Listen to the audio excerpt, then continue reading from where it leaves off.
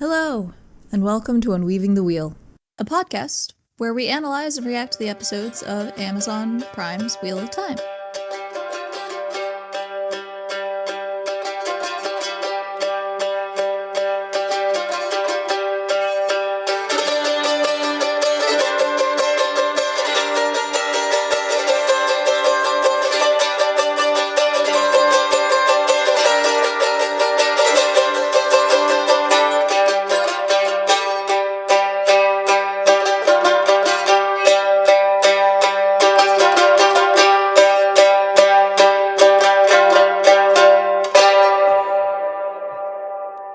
Intro music by Brandon Tolley. I'm Z, and I haven't read The Wheel of Time. I am Gavin, and I've read it way too much. And we're going to do a mostly spoiler-free discussion on the episode, hopefully gleaning some interesting notes and connections from my point of view and from Gavin's extensive knowledge. Spoilers will be contained to within the episode and the previous episodes, but world building and non-spoilery book notes from Gavin will be discussed, with a more in-depth book comparison and dive near the end of the episode. Character deaths in future episodes, the series ending, or who the Dragon Reborn is won't be spoiled. This is episode 2, Shadows Waiting. Ominous. Very ominous. Indeed. When is the shadow not waiting? Yeah, they're always just kind of hanging out. Alright. So we start the episode with some creepy white cloaks burning an Aes Sedai like they're a witch.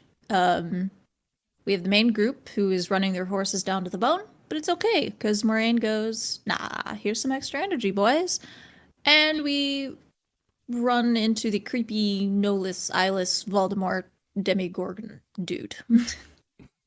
Yeah.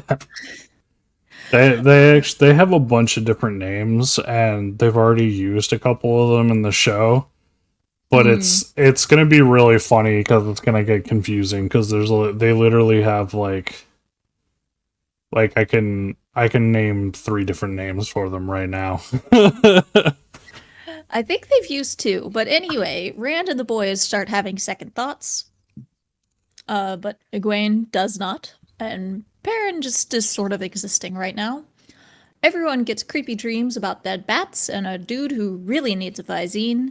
Moiraine eventually gets tired of everyone's shit and decides to leave, regardless of whether or not they follow. Matt sings a song, Moiraine gives us a history lesson, and then she passes out, leaving Lan to lead the party, and it becomes queer. God damn it. Lan becomes queer? That's a plot twist. Oh my god. Moiraine gives a history lesson and passes out, leaving Lan to lead the party, and it becomes clear why that's a bad idea. There's also the whole bit where the group runs into the White Cloaks. Oh yeah, we run into the White Cloaks before Moiraine gives us a history lesson. Yeah, before she passes out, other things happen.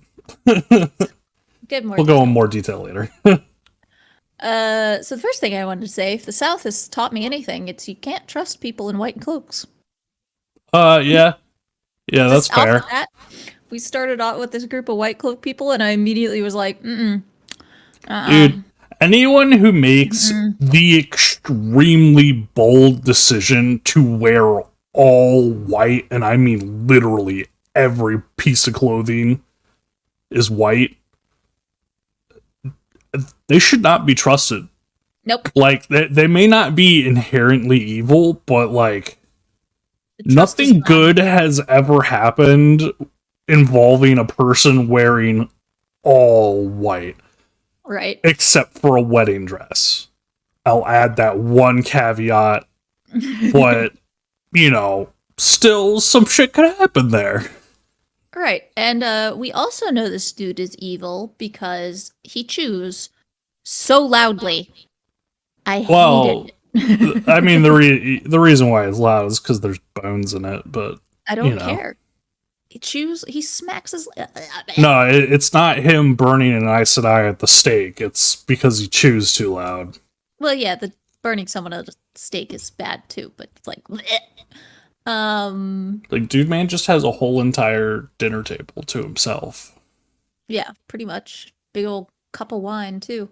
But anyway, I thought it was nice that they kind of established there are some more internal conflicts in the world. We're kind of expanding into religious extremism in this episode.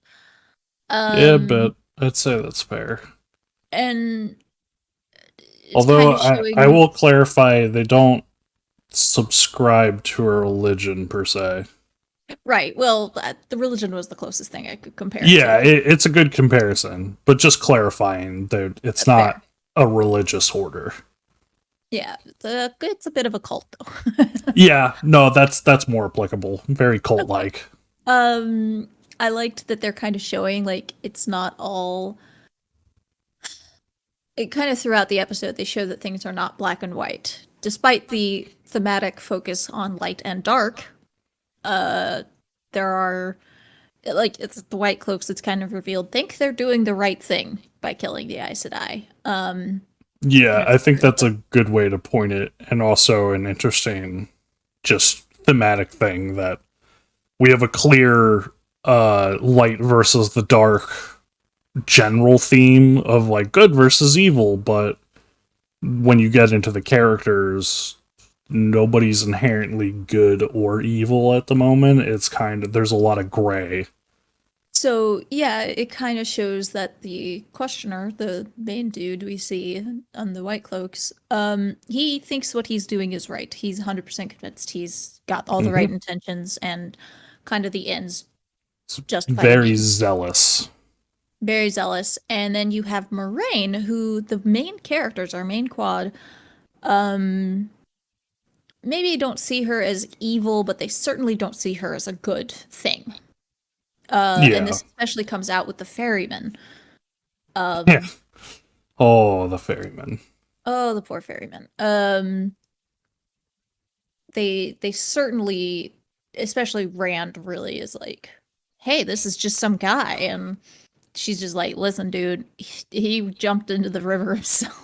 And I kind of agree Yeah. with her. I was like, it's on the ferryman that he died, but the main Yeah. characters see her as as almost evil. Yeah, Um, that they weren't okay with what she did. They so yeah, they're being chased by the Trollocs. They cross the river using a raft and rope. And when they get to the other side, they cut the Lan rope and cuts the rope, and then Moraine uses the one power to create a whirlpool to sink it. yeah, The ferryman is concerned about his son on the other side, and think like y'all are crazy. I need to get back to my son. Jumps back into the river and ends up getting swallowed by the whirlpool. And yeah, pretty much everyone in the group, minus Moraine and Lan, were just like, Moraine just killed a dude. right. And it's one of those situations, and the show is doing a pretty good job of this so far, where it's almost like there is no direct fault you can place on someone here. Right. It's just It's just everyone makes their a decisions, and the pieces fall where they lay. yeah. It's and I think that's very applicable to the idea of how the physical or the metaphysical wheel of time works is that people make decisions and they affect the weave, and then the weave goes where it goes, and Right. that there isn't like predestination or, obviously you can say some things are a fault because people make direct actions, but there is like a unintended butterfly effect Yeah, that exactly. goes on. Um, I think one thing to talk about is Rand, especially in this episode, is a point of conflict. Yeah, uh, he's really not okay with everything that's happening. yeah, which makes sense in his character, but God, does he act like a prissy little baby? Oh yeah, no, um, he has a little temper tantrum, but I understand completely why he has it. yeah, and I would for me, probably it's do the same thing. yeah, and I was thinking about this in my like second scrub through of the episode where I was like, the reason he's act like everyone else. Matt and Perrin and Egwene especially treat Moraine with a lot of respect Yeah. because they saw her rip a building apart and kill a shitload of Trollocs. So they're like, this bitch can take everything down. Rand completely missed all that. So he is acting like, well, who are you to boss me around? And everyone's like, dude, she can shoot fireballs out Yeah, of her hands. Like, chill. that's actually an interesting point. The only magic Rand has seen is her healing Tam's wound And the horses. and the horses and then drowning Oh, the yeah. ferryman. So he's seen like 2 acts of healing and then what he sees as a murder. Yeah. So he's very, I can imagine that being a very conflicting of like, I think why am I following this person?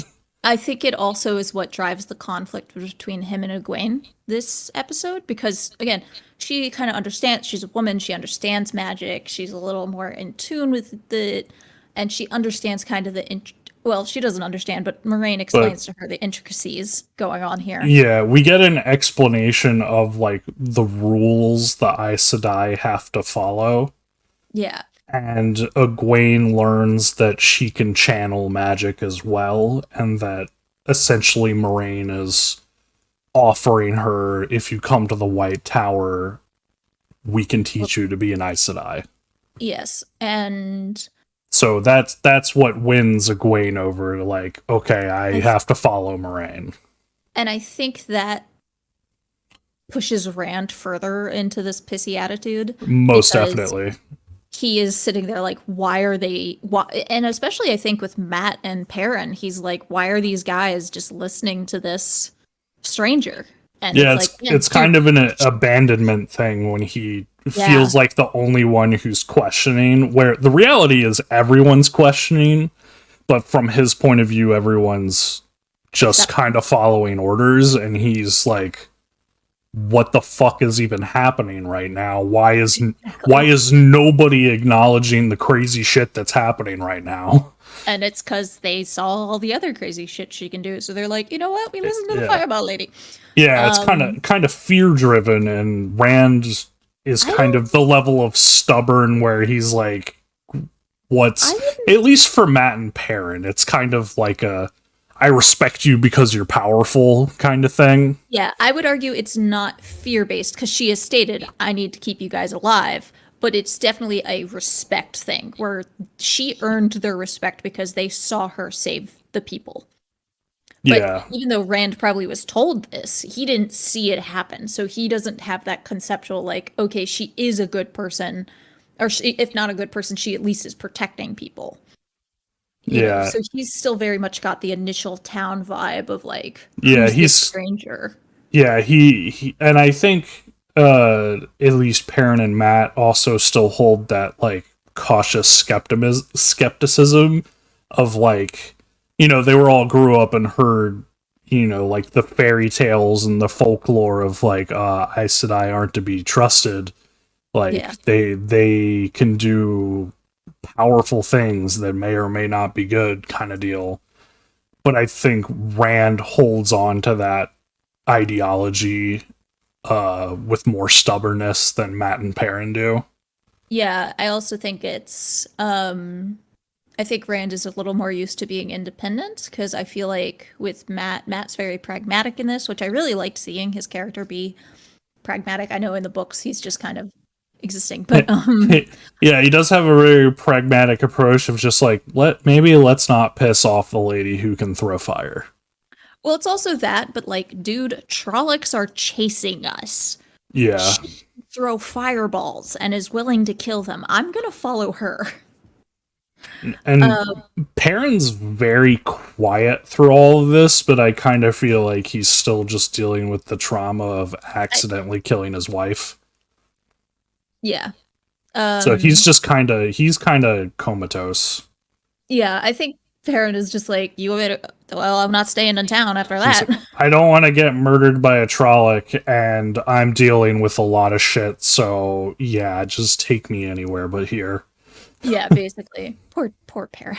Yeah, no, Perrin's just traumatized he's the having a entire rough time. time right now.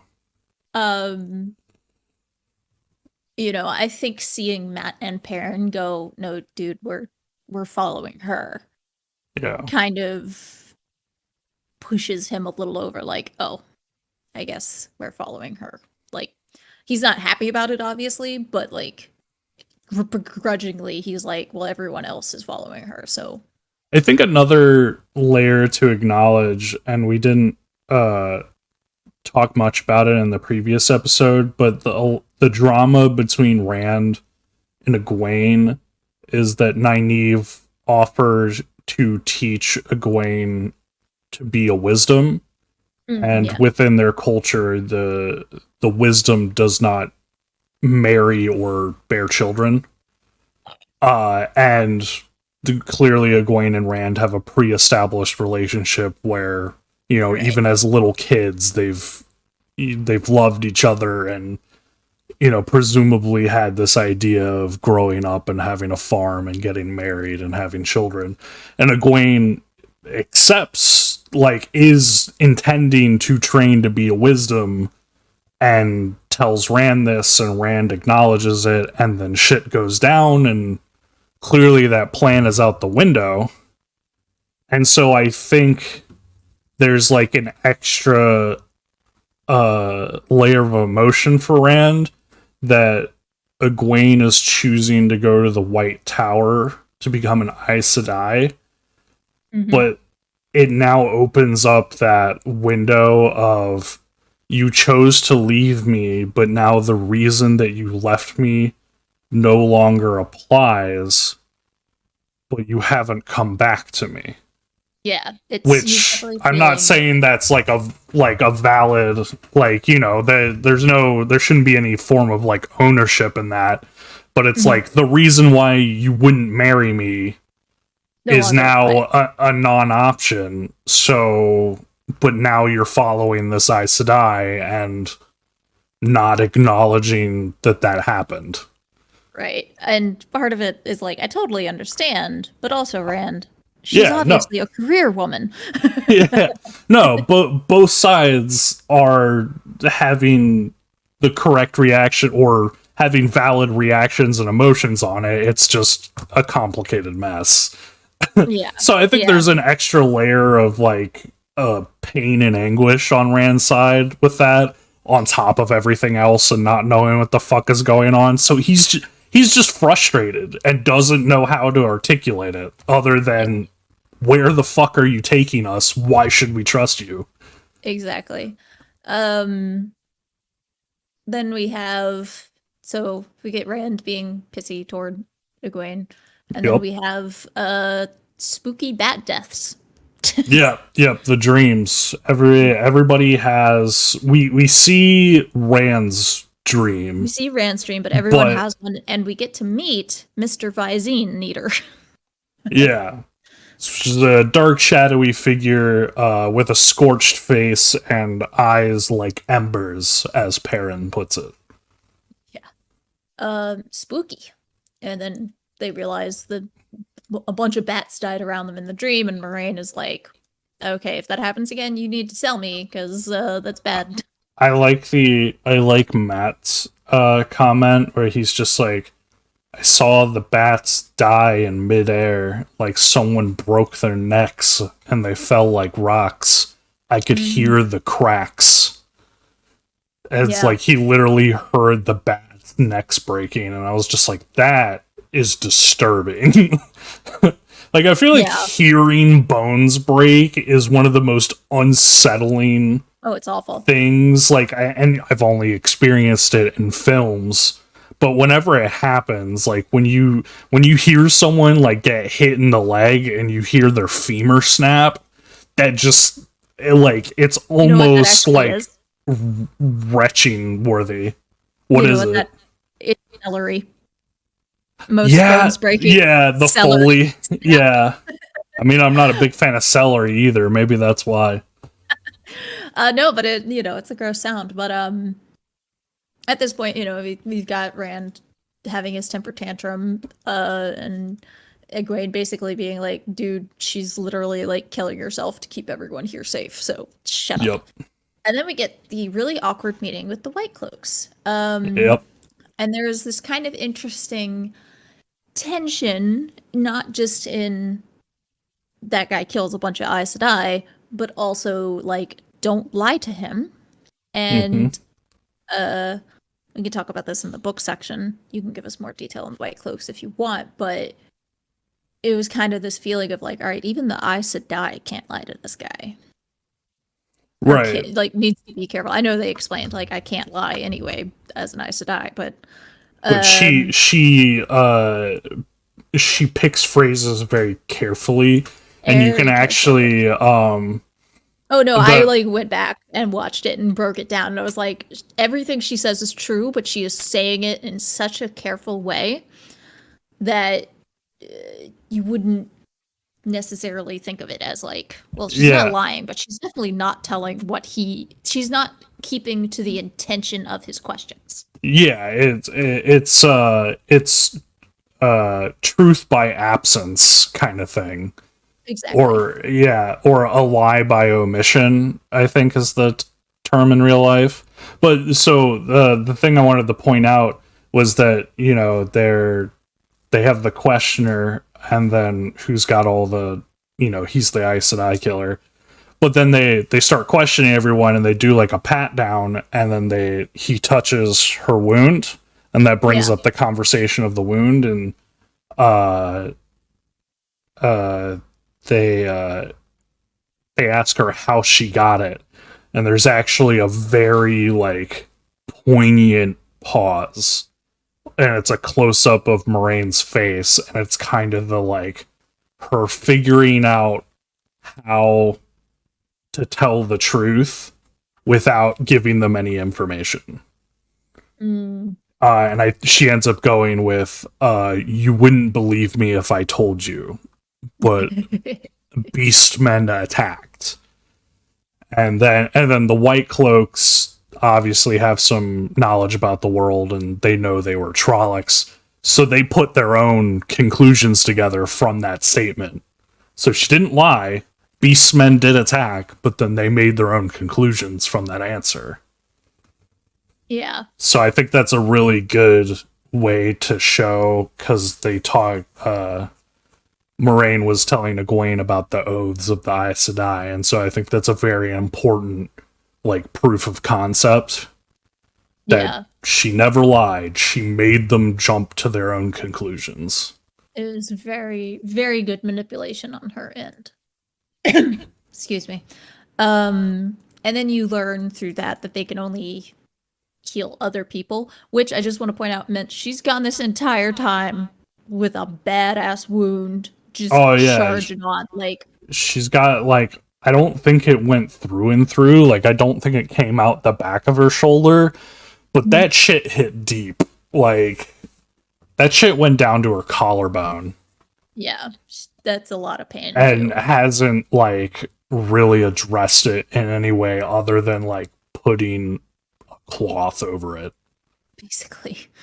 I also just want to say that so there was a couple of characters in the White Cloaks that are, well, there's at least one character in that group in the White Cloaks that I know who they are, like I know what their name is, but they never reveal it, and they never say the names of any other of the White Cloaks. And as a reader, that annoyed me that they didn't even, not even a first name.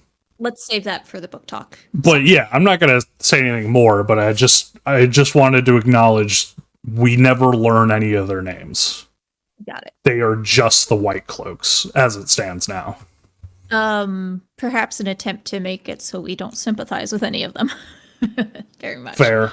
Although they've already done a really good job of me going like, I don't care about this dude. He's creepy. Yeah, they don't come off as nice people.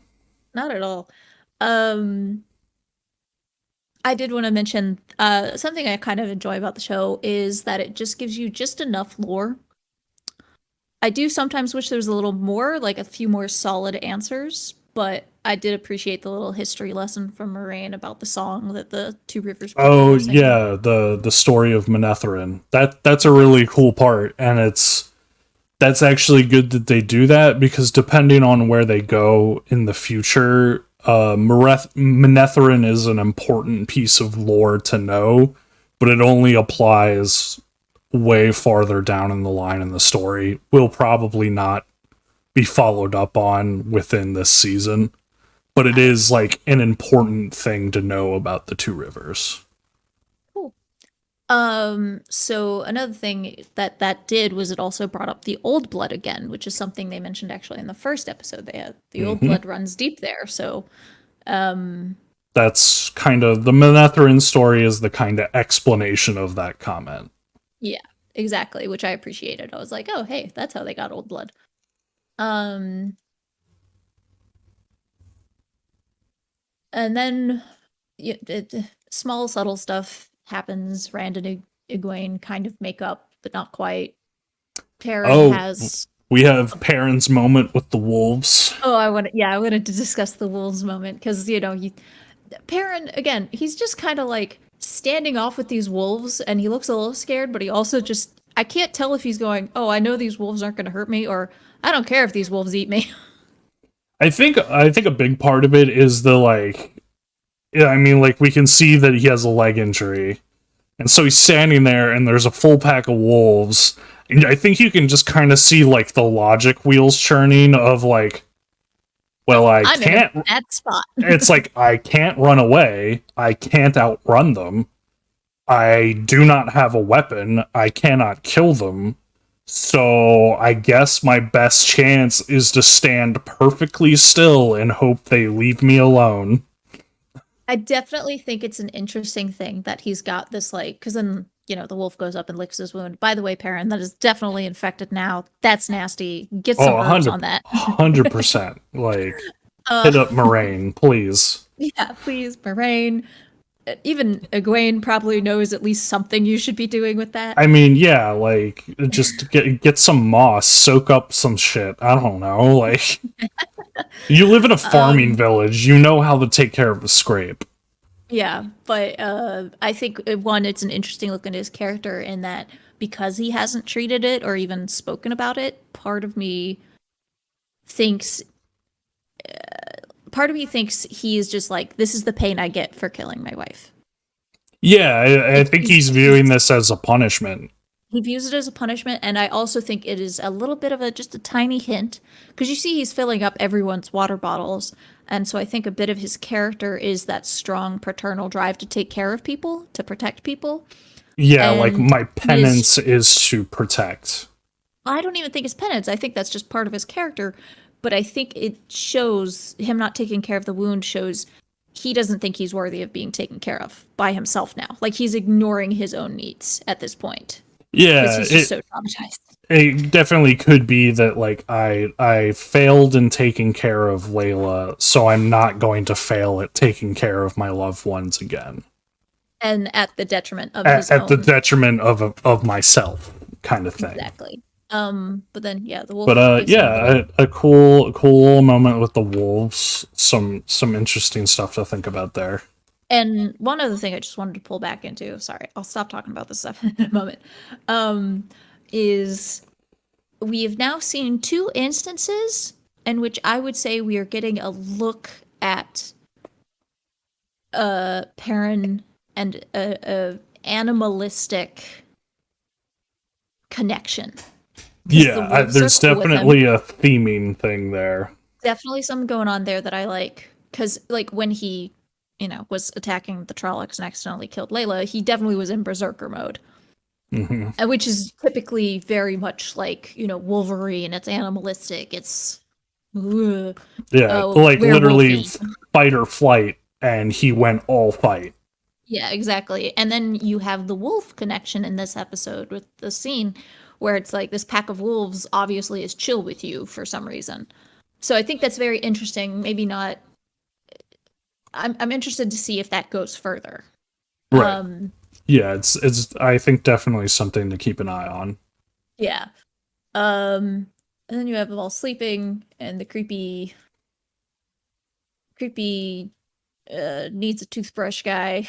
Oh yeah, so they're sleeping. Moraine is at this point almost catatonic, like she doesn't have the energy to walk or stand up, or basically she's just trying to sleep and retain energy to keep herself alive.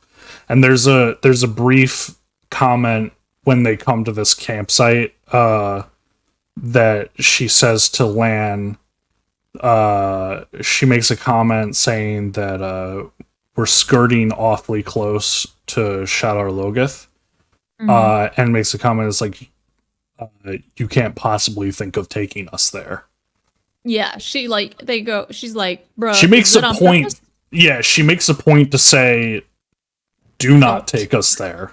Yeah, do not. And But then what is Lan? with I love I love Lan, and this was actually something I appreciated. Lan becomes the leader de facto mhm. and makes a decision, and it's a bad one.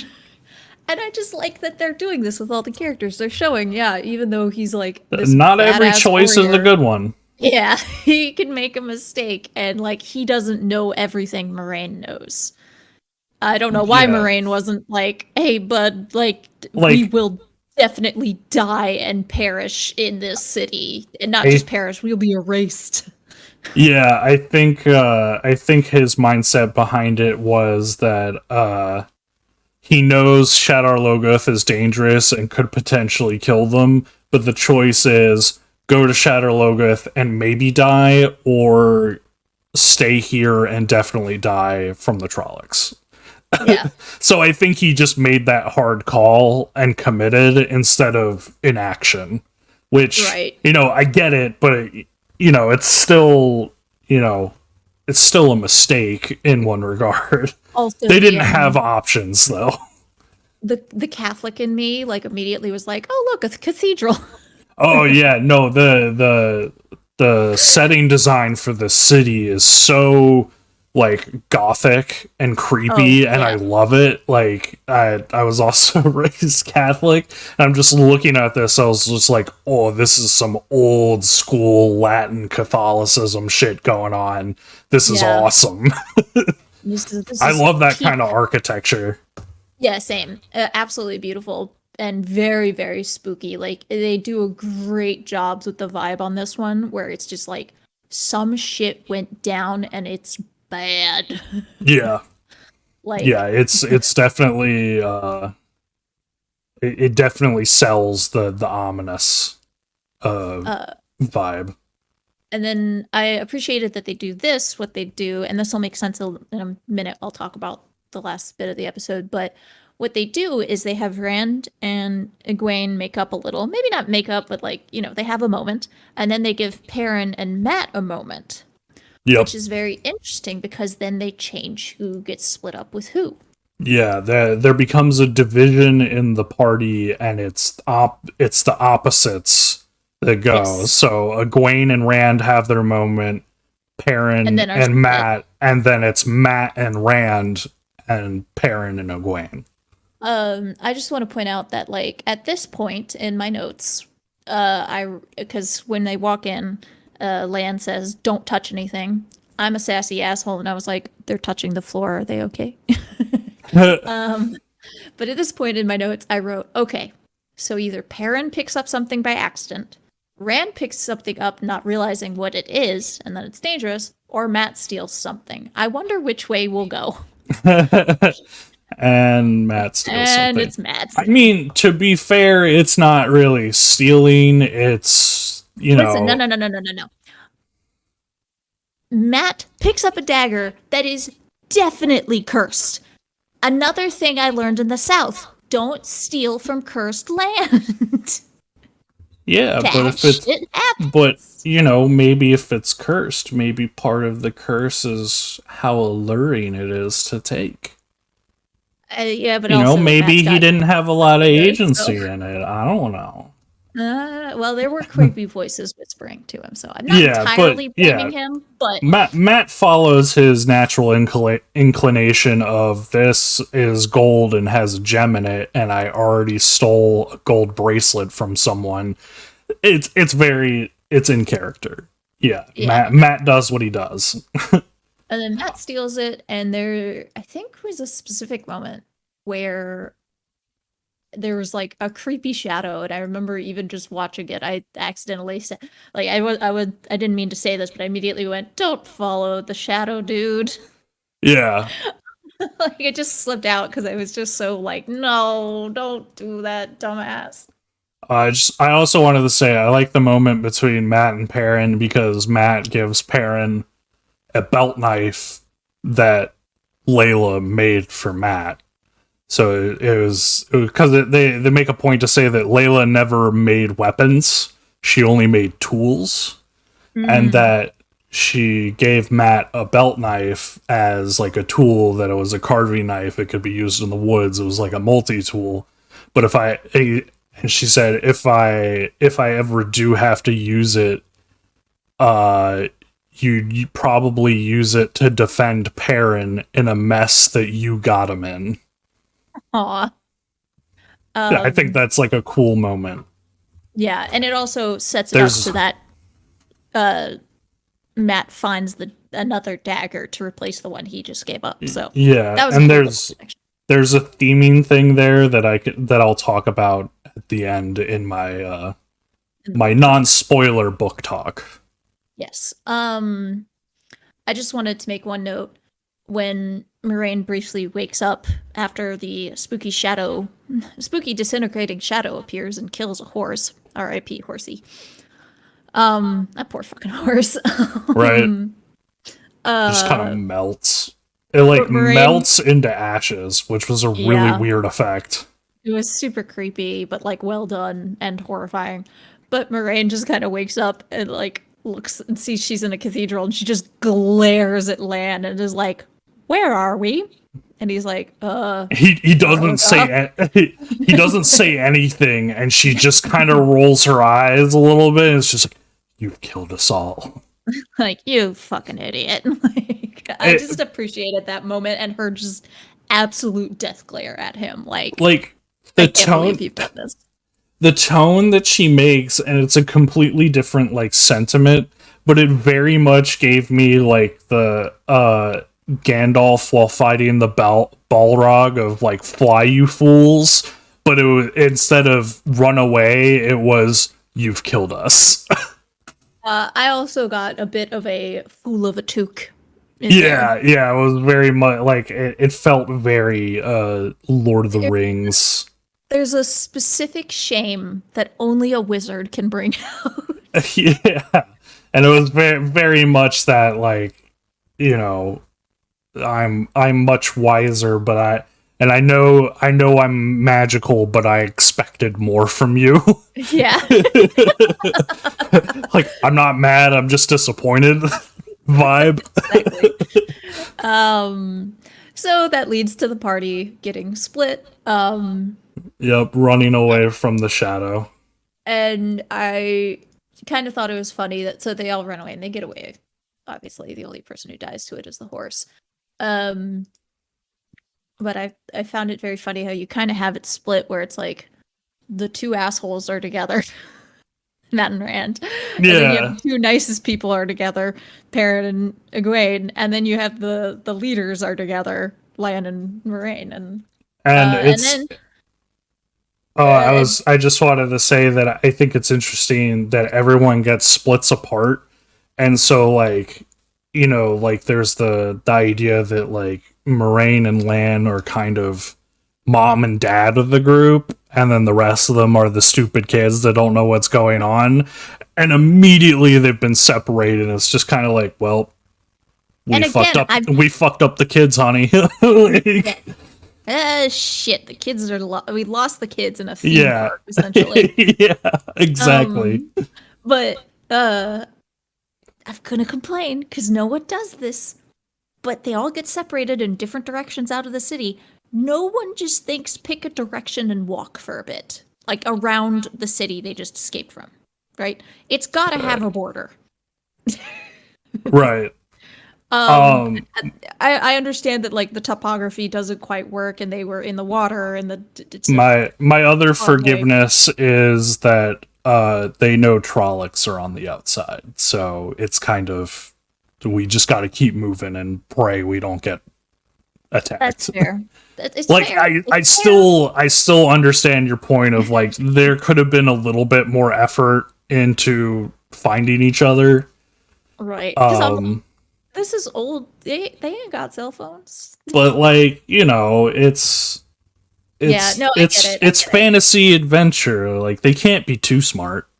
Right. And then They're at the only last allowed to second, occasionally be clever. right. Fair. Only Moraine is allowed to have any brains. And she's knocked out, so uh but then at the very last second, Nynaeve appears. Yay! Nynaeve, you're alive. Yeah, that's a Um, really cool reveal because I mean, we're literally Nynaeve gets dragged away probably like 20 minutes before episode 1 ends, and then we go this entire episode and we literally only see Nynaeve at the end. So there's been a lot of time where she's been missing and not addressed. exactly. But I appreciated seeing that. Overall, I think a lot of the episode was about, if I had to put a theme on it, it was about establishing trust. Um, Yeah, it was a lot where of like showing everyone's emotions. it was a lot of showing emotions and it was a lot of group dynamics. And Hmm. even though there was a lot of questioning of Lan and Moraine, I get the feeling that near the end, the group was kind of in agreement, like, okay, we're going to follow them because the Trollocs are still hunting us. Like, Right. no one questioned what to do when the Trollocs were fighting them, and Lan was like, fucking go east, run. They all were like, yep, he's right. um, Yeah, as a like an interesting comparison, it's like if you compare it to Lord of the Rings, it's Frodo gets the ring and then everyone's just kind of like, "Oh, well, we were told that we have to go on an adventure, so we're all friends and we're all going on an adventure together." And then this is like kind of a contrast of there's a lot of internal group struggles, oh, but yeah. with like Lord of the Rings you still get like group troubles, but in general everyone is very friendly and like in it to win it with each other. But here everyone's kind of got a different mindset and like there's some anger behind stuff. Oh, yeah. So I think that ends my episode review and discussion analytics part. So I think we can move on to book talk. All right, so listeners, if you are only watching the show and you don't want any information from the books, we can end it out here. Thank you for listening. If you are curious about more book things, once again, we'll be talking about book things, but we'll be avoiding the big three, which is character deaths, the final ending, and who the dragon is. Yeah, some other stuff may be within spoiler range. I'm gonna try and limit how much is a spoiler, but yeah, this part's for predominantly for, I mean, I'm not excluding anyone, but for people who have read the book and are watching the show or interested in the show and want to know my take on how I'm looking at things. I consider myself a fanboy and somewhat knowledgeable on it. I'm not going to claim that I am the fact master of Wheel of Time, but I do have a lot of absurd knowledge about it. So this is all the stuff that I'm interested in talking about. I'm interested in the other stuff, but this is what really Really, what really crumbs my bread. I really just appreciate that as you were saying that, I could hear the shuffling of papers in the Oh yeah, background. no, I'm Really organizing my notes. I have notes. I was mainly just flipping the page from episode 1 notes. Okay, so a couple things to scoot around on. We open up on. Well, actually, real quick, I want to. That's the recap. Okay, so we open up on the White Cloaks camp, and there is who we learn later in the episode is the Questioner that he is referred to as, eating his weird, gross, bony bird thing and bleeding a little bit, and then burning an Aes Sedai. and taking her ring, and he actually has this like really creepy like chain that he's like holding the Aes Sedai rings on. He's like collecting them as trophies, and that's that's super That's fucked so up, creepy. but also really cool for like a villain. Like they're clearly telegraphing him as a villain. Right. The interesting thing about this is that I don't know who this guy is yet. So Oh. this dude, the questioner with the rings, I don't know if potentially he's an original character for the story they're doing here, or if they've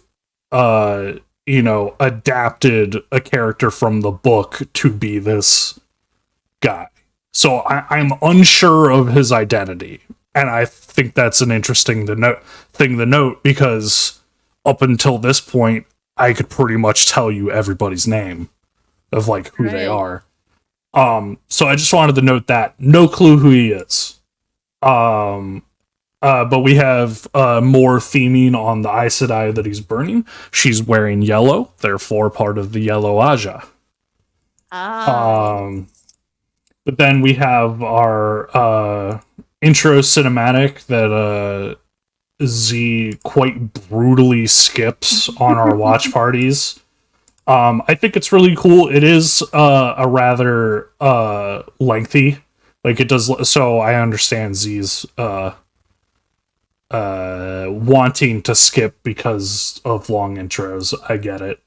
Cool cinematic with like using the weaving metaphor of the Wheel of Time.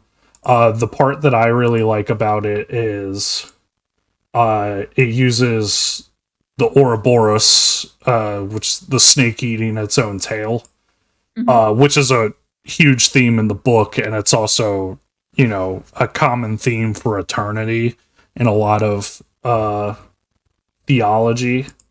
But there's this really cool part. Let me see if I can get the frame for it so you can look at it as well.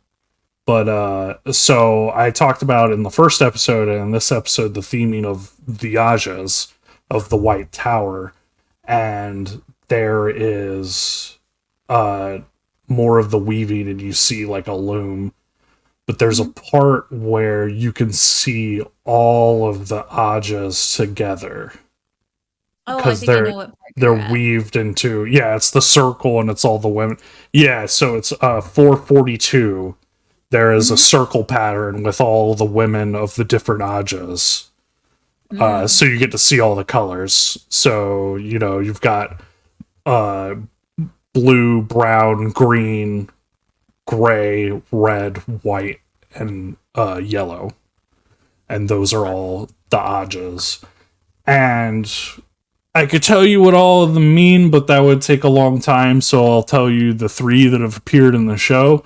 The blue Ajas are kind of the quest seekers. They're kind of they're supposed to be like the chivalrous ones, where they are seeking to aid the world, kind of thing. They're the do-gooders, in essence. So Moraine is kind of a quester and do-gooder and stands for justice.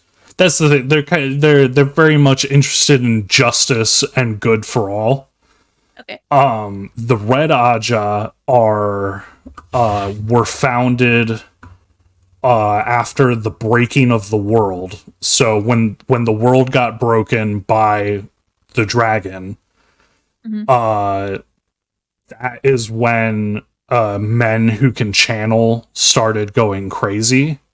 So the Red Aja were tasked in finding and stopping men who could channel. Got it. And so that's kind of why in the first episode, when they are gentling that man, that's why there's that animosity and kind of disgust that they feel, is because their whole entire lives they have been training that like men are dangerous and men who use the power need to be stopped. So they all kind of have a disdain for men in that regard. And then the Yellow Aja, we haven't seen them in action, but the woman being burned, the yellow Aja are the healers. They want to learn about biology and how to heal people and how to help people's souls and bodies. So that's my explanation on that. And then so we have Taran Ferry. The dude gets drowned. There's not really a whole lot to talk about there other than, they don't kill him directly in the book. They get across to the other side and they pay them a bunch of money to like expedite it, and then Moraine causes a whirlpool to destroy the raft, but like nobody jumps in after it. They're all just kind of fucking angry. Okay. But I think it was a good decision in this case because it set up that mistrust and like learning about Moraine and learning what she can and cannot do. So I'm fine with it, but just a note that that goes down a little differently. Got it. It's kind of cool that so then we get to them traveling, and then they set up the camp, and Moraine is like kind of telling Egwene like, hey, you can channel, you can learn how to use magic. Mm-hmm. And then Moraine explains the 3 oaths to Egwene, and it's cool that they did that because the 3 oaths, it takes a while for them to explain everything, or they're not always explained as clearly as this moment is, but it's essentially Aes Sedai cannot lie, and they cannot use their magic to make a weapon that can be used to kill someone, and they cannot kill a person directly unless in the defense of their own life or their warders, which they haven't directly stated. She uses the phrase warder, but Lan is Moraine's warder. Okay. So I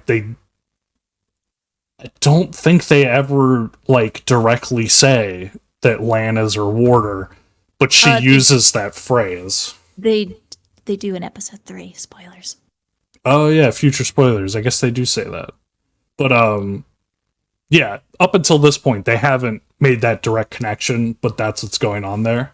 So it's cool that they explain that, and they also make it very clear, and whether or not the characters believe it or not, the Aes Sedai literally cannot break those rules. They are magically bound. They are physically and mentally incapable of breaking those oaths. So like if they were to try and purposely say a lie, they would open their mouth and then freeze. Like they wouldn't be able to say anything until they actively said something that was not a lie. So it's cool that they established that, because that's an important thing to note throughout everything. And then they immediately follow up on that with the encounter with the White Cloaks and how she very craftily words her way out of it. Because she never lied, she just manipulated him into thinking something else. Yeah. The other thing, because they never named any of them, but the gray-haired White Cloak with the gold pauldron, his name is Jeffrey Bornholt, and he's the Lord Captain Commander of the White Cloaks. Also, I apologize. We had a background borf. Yeah. She's just off playing with herself, so no one is encouraging this. She's just borfing on her own. But yeah, he's like the top dog in the White Cloaks. At least within the military faction of the White Cloaks. And they kind of bring up some of that dynamic where, Bornholt is in charge of fighting, but the questioners have a different agenda. Yeah. And I don't know how they're going to deal with this later, but there is kind of like an internal drama with the White Cloaks where they're not necessarily all on the same page. Yeah. Also, we talked about it on the non-spoiler part, but it's, we made it comparable to a cult or like a religious zealot. It's, they never really establish like an official religion throughout the Wheel of Time. Like, they don't really have churches or mass or prayers. Like, the closest thing is like you in real life would say like, oh, God bless us, or God please, is the phrase they use is light help us, or Right. light help me. It's just a prayer asking the light of the Wheel of Time to bless them. But the White Cloaks, their whole thing is that they're in service to the light and have charged themselves with defeating the dark wherever it may be. And they And think the dark is in the Aes Sedai. they believe the Aes Sedai are evil. They believe all Aes Sedai are cohorting with the Dark One. Yeah. Because of their limited view on the world, they took the breaking of the world, not a man's channeler responsibility, but of all magic. That when the world was broken by magic, so all magic is of dark creation, is essentially what they feel. So they do not trust Aes Sedai. They don't openly, so they won't, and this might be a difference in the book to what they're doing in the story, but you get a little bit of it. The Questioner is killing an Aes Sedai, but they don't kill Aes Sedai on spot because they don't outright say they are a dark, like part of the dark. They just heavily suspect it and churn Aes Sedai over to the Questioners. And 99% of the time, the Questioners, being extremely zealot, will just determine that they are evil. But not every White Cloak is like kill an Aes Sedai on sight. And we get a little bit of that because Jeffrey Bornholt tells Moraine, we do not associate with Aes Sedai, but find one. They are the only one that can heal you. Yeah. So I you remember get hearing that little bit of difference in opinions within the White Cloaks, where the Questioner is killing them, and Bornholt is, I don't trust them, but they can help you in this case. So that's an interesting to talk about. And I know I'm taking forever. I'm going to try and blast through these last couple of things. Yeah, let's speed it up because we're hitting another hour. Yeah, the dream is super important.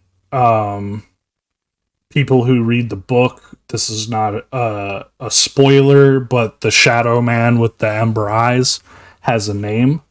And he tells everyone his name in the dreams in the book.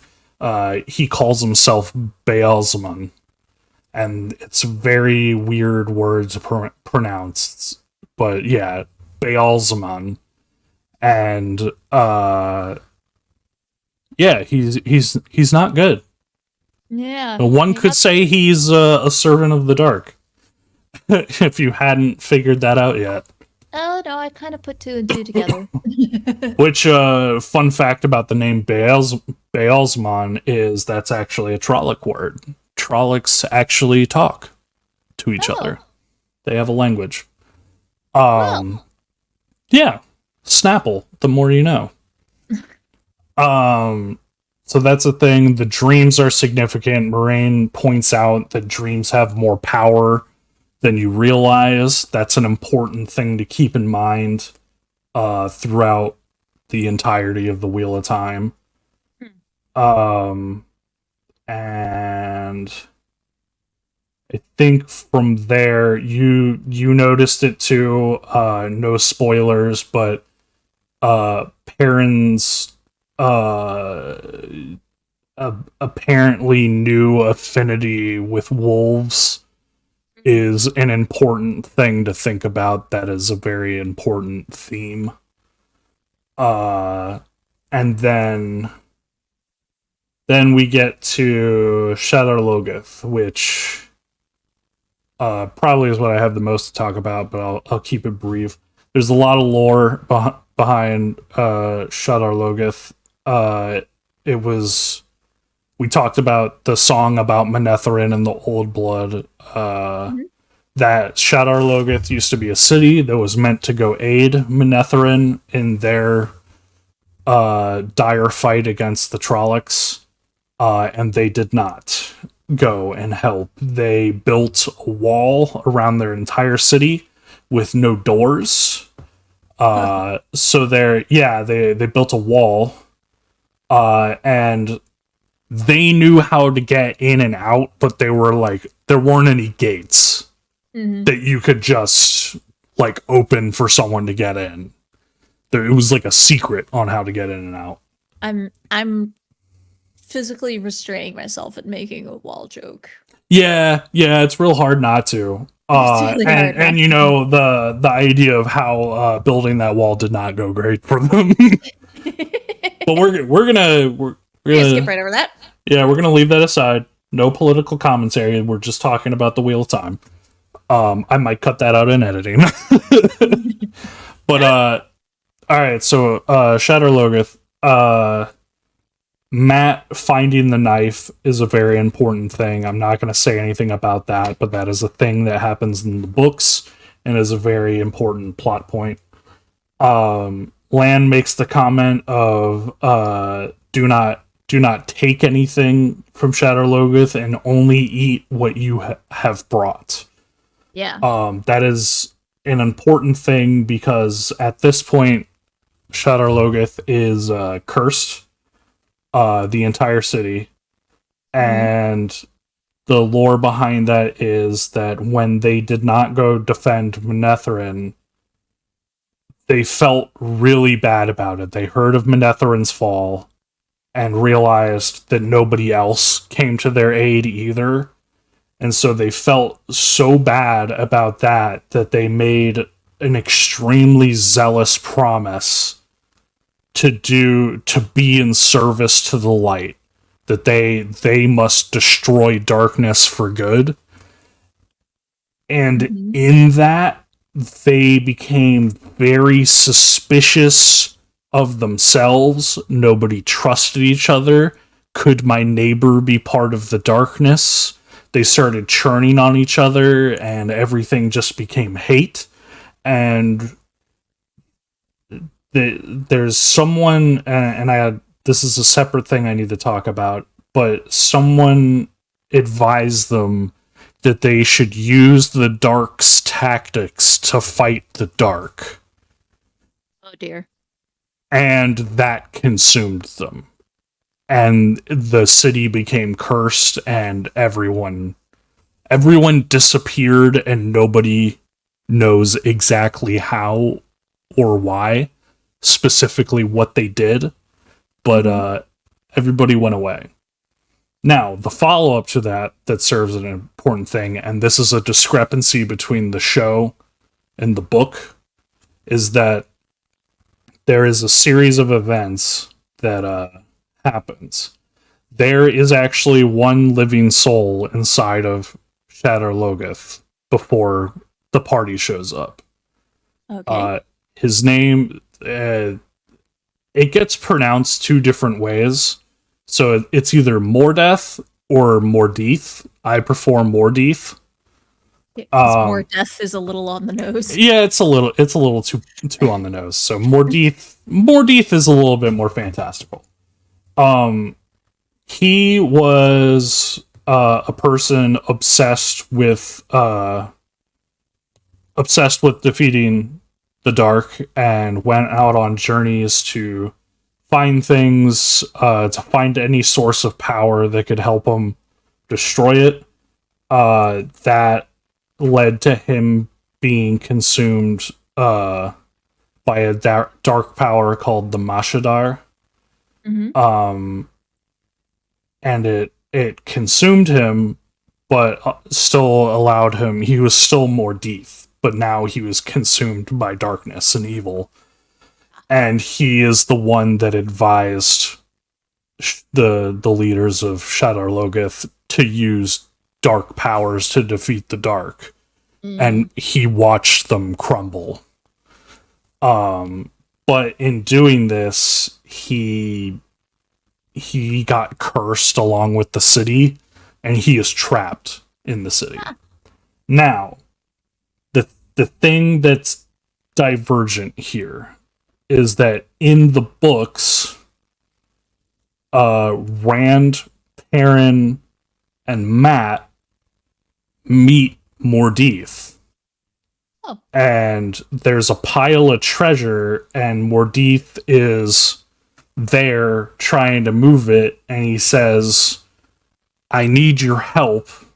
I was exploring and found this treasure, and I would like to go and live my life of luxury, but it's so heavy, I need help. Can you help me take these to my pack horse? And I'll give you half of it. Trying to get them to help him with the treasure. And things kind of get really sketchy. And so they're all like, yeah, no, sorry, we really wish we could help, but we gotta get back. Like, we gotta go. And then he gets super angry and aggressive and chases after him, and then that's when the shadow stuff shows up. Okay. And so that shadow is Mashadar. It's that dark power. And then, unbeknownst to everyone else, Matt snuck a dagger out of that pile of treasure. That's how that happens. The creepy shadow figure we see in the doorway might have been him.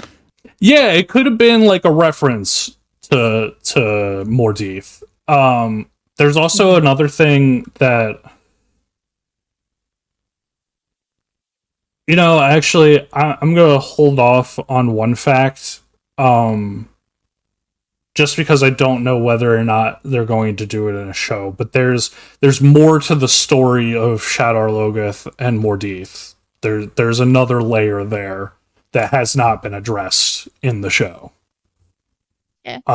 And then, everybody gets split up. They jump out. It happens a little differently in the book. They leave Shadar Logoth, but then are chased by Trollocs, and they all gallop in different directions, and people fall down cliffs and jump into rivers, and they all get split up that way. Same result, different execution. Got it. And again, this whole entire time, Tom Maryland is with them, and by this point, Nynaeve has caught up with them. So Tom Maryland and Nynaeve are also in the group and are part of the split. I can kind of see. Pardon that interruption. That's my medicine alarm. That reminds me, I need to take mine. What was I gonna say? Doug Dibadome, owner of the Dimsdale Dibadome. It makes sense to me that how they did it in the show, because I think if they had both Tom and Nynaeve, it would have been too many. Oh yeah, that's a lot of people to focus on all at once in the beginning. I get it. Yeah, a book I think is a little more doable because you get a much more personal connection to whoever's viewpoint you're looking from, so it doesn't matter that there's like 6 other people with them. And it's like you can also like passively reference people of like, oh, Rand did this and so was in the background doing this. But with a show, you have to be very visual about it. You can't always see the behind the scenes stuff. And kind of like what we mentioned in the first episode, it's a little hard to feel for a character or get attached to them when it's so split up. Yeah, you need time to like get into their head and understand them. And if you're starting out with a cast of 6 or 7 people, It's a lot. they're not going to be given the attention that they need for you to develop interest in them. Yeah. And then yeah, the episode ends with Nynaeve, Moraine, and Lan together, which is how it gets split in the book. Those three end up together in the Got it. split. So yeah, and then in the book, it's Egwene and Perrin, and then it's Matt Rand and Tom Maryland Got it. is how it gets split. And yeah, I think that covers all I really want to talk about. Something I didn't mention last time when covering the discrepancies in the book. The entire time that all of this is happening, Moraine never got injured in the Two Rivers. She is exhausted and can't always take care of herself, but that is due to the fatigue of healing people and giving everyone else the endurance to run from the Trollocs. So just a different way of doing that, of Basically, vaguely incapacitating her. I suppose it would be harder to show that, like, she's splitting her energy between 6 people, and that Yeah, would incapacitate her in the show. So it makes sense to me that they were like, yeah, okay, we'll physically wound her so the viewer sees she is being drained by something. yeah. And in the show, she shows like the healing of the horses so they can keep going. But in the books, that happens like 10 different times because this escape is going on over the course of like a week. Right. Like because in the book the scales of distance are so much more in the timing of it all. That's when you Yeah. get your in-depth character stuff in the book, is the time that they're being chased, so people are talking to each other and the horses and when they stop. But Right. with the show they've just expedited it, so it makes sense. But I just wanted to point out that change. And now I'm done fucking just exploding with lore. I think we need to end it here. So I will say, if you've enjoyed this, if you're enjoying the show and our podcast, stay tuned for our post-show podcast about episode 3. Yeah, feel free to give us a like or a dislike if you don't know what's going on. We prefer likes, though. Leave comments about what you think about what's going on, how you feel about the show, or if you're a fan of the books and you just want to talk about Wheel of Time, dude, go for it. Hell yeah. And if you just want to post your favorite fan theories about what's going on right now, that'd be cool Oh, too. dude, I will I talk love fan theories all day. I love Like, reading hit fan me theories. up. Yeah, and if you want to be sure that you catch when our episode 3 podcast comes out, be sure to subscribe. And I don't know if it still works that way, but I still think there's a bell icon that gives you a little alert when we post stuff. So do that. I'm assuming this is going on YouTube. It may be available elsewhere. We'll edit in a clip of where this will all be available.